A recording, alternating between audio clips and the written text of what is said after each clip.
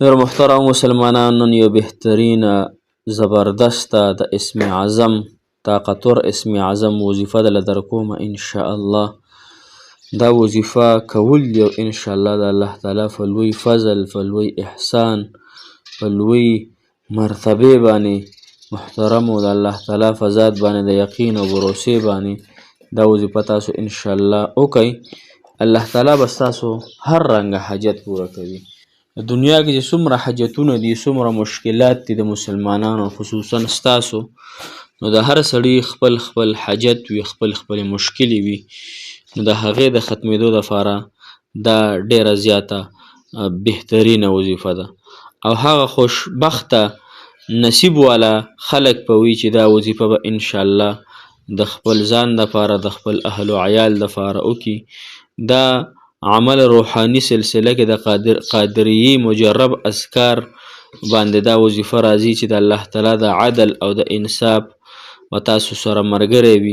ستاسو ته په رشتو کې هم اساني وي، تاسو ته په خپل نصیب بیدارېدو کې هم اساني وي، او د الله تعالی به سره مرسته وي.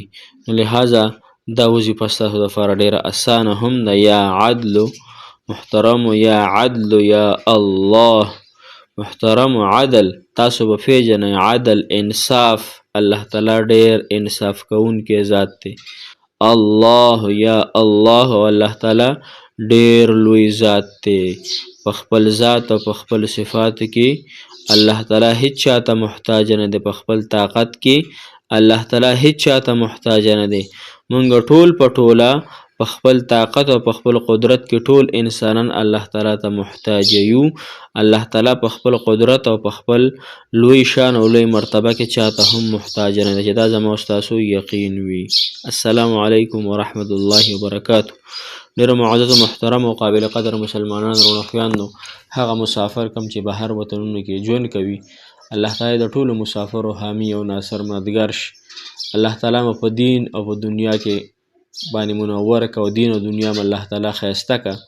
کوم مسلمان خویندې رونه ډېر اکثر ماته کامنټ کوي او دغه وکړي، پریشان حال وي، الله تعالی د ستاسو پریشانۍ ختمې کړي. موږ به تاسو ته مدرسه کې هم دعاګانې کوو، ختم به هم درله کوو انشاءالله.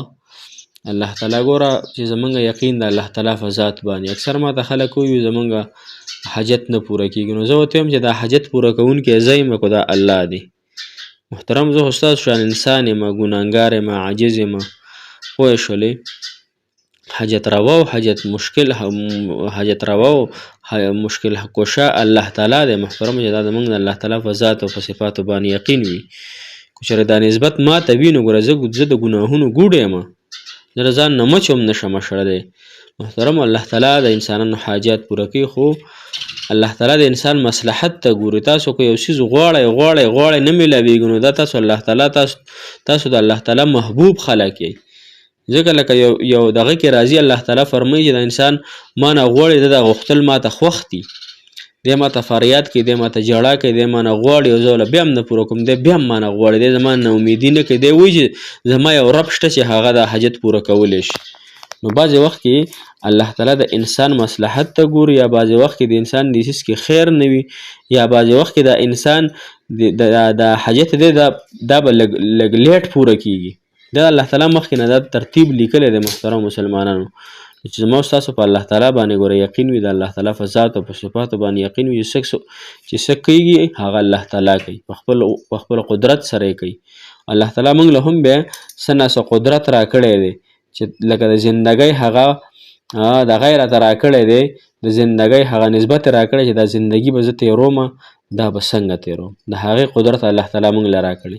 لکه موږ له دماغ راکړي، زړه یې راله راکړی، لاسونو خپې راله راکړي که نه، نو دا به اوس موږ صحیح استعمالو. د دې قدرت ما او تا سره دی. صحیح شوه. دا اوس هره خبره په الله تعالی هم نه ورته پوه چې الله تعالی خو هر څه کوي. الله تعالی په تا ګناهونه نه کوي، ښه نیکۍ هم الله تعالی په تا نه کوي. الله تعالی ته درچې چې ګوره نیک کار کوه، نیکي کوه، نو دغه به درسره کېږي. بدي کوې نو مشکلات په د باندې د بدو او د ګناهونو د وجې نه اکثر په انسانانو باندې مشکلات وي، ډېر زیات د ګناهونو د وجې نه په انسان باندې مشکلات وي. لهذا چې کوم ګناهونه تاسو نه کېږي، هغې ټول نه انشاءالله توبه استغفار سره هغې نه توبه وباسو، الله تعالی ته ځان نږدې کړو، الله تعالی سره خپل تعلق برابر کړو، الله تعالی بیا انشاءالله موږ لاس پورته کېدل او الله تعالی زما او ستا دپاره حاجت پوره کېدل.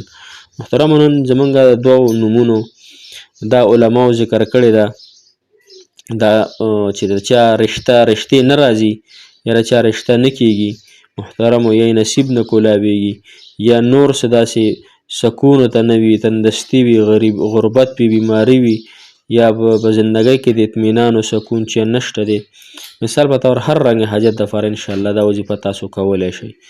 دا به محترمو د دې طریقه کار دا د دې وظیفې چې دې نه مخکې 11 پیرې درود شریف وایي وروسته به 11 پیرې درود شریف وایي او منځ کې به د هر فرض مونځ نه پس 100 پیرې یا عدل یا الله یا عدل یا الله یا د لوی عدل خاوند الله د لوی انصاف کوونکي الله زما د حاجت پوره کړي الله کو دې کې زما خیر وي ته ماله پوره کړي کو خیر پکې نه الله د دې په بدل کې ماله بل یو نعمت راکړي بل رشته راکړي یا نور قرضونه یا هر څنګه چې وي الله تعالی ماته نعم البدل راکړي.